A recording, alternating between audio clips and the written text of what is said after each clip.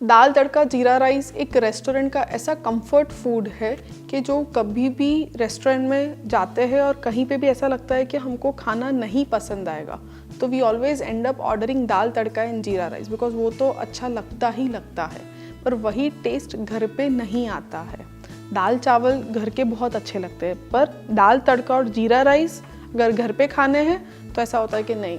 बाहर से ऑर्डर कर लेते हैं। तो बस आज मैं जो रेसिपी आप लोग के साथ शेयर करने वाली हूँ वो रेस्टोरेंट वाली दाल तड़का और जीरा राइस है।